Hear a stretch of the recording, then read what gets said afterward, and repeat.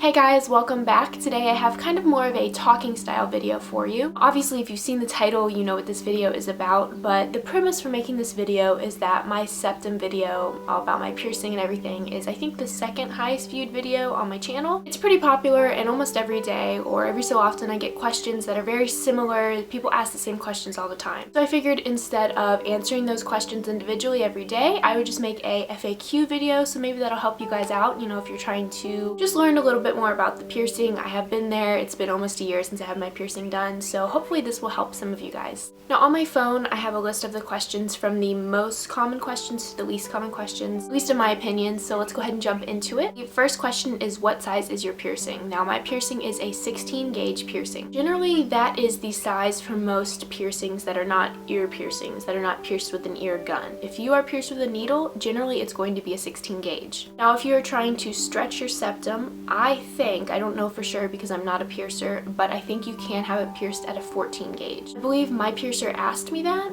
when she was doing it. It was, like I said, almost a year ago, so I'm not quite sure, but yeah, most piercings are pierced at a 16 gauge. Now my second most asked question was, how much does it cost, which is kind of surprising. I paid her $50 plus a tip, so you should be tipping your tattoo artist or your piercer. That's just kind of common courtesy. So I think probably altogether, I think it was about $60. Generally, I think most body piercings or most ear piercings that aren't, you know, just your lobe are like around $50 to $60. Number 3, how much did it hurt? Now in my original video, I said that it was probably about a 3 to a 4 on a scale of 1 to 10. I would definitely say it was more in the 3 range than the 4 range. It hurt a lot less than my tragus, and I couldn't hear any pop or anything. She literally just shoved the needle through my nose, and that's the only thing. You just sit here with a needle in your nose for about a minute, and then they put the actual jewelry in, and that's it. It's a very easy process. It was very less painful than I think my tragus, and I've heard from other people as well that it's very not painful.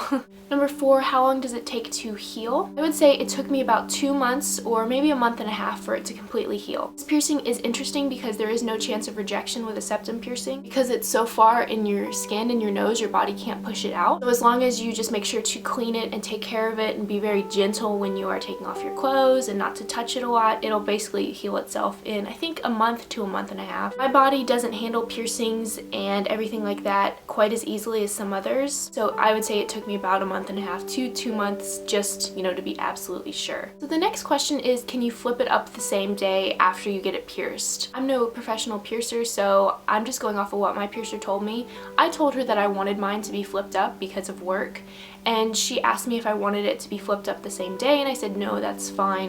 You know, I want to wear it until I don't have to, and then I'll flip it up. Going by her, you can flip it up, you just have to flip it up right after it's done, because if it sets, you know, if you get kind of a scab and it's like hanging down and then you flip it up, all that scab and all that crust is basically just getting peeled off and disrupting the piercing, which slows the healing time. If you are like me and you do have a job where you cannot wear your piercing, I would recommend getting it done, flipping it up right after you get it done, just because that's really going to be the best for your nose. So just talk to your piercer about it beforehand. The next question that kind of goes along with that is it uncomfortable to have it flipped up? I wear my septum jewelry flipped up a lot of the time. Sometimes my parents don't like it and they ask me to flip it up, and you know, always for work I have to have it flipped up.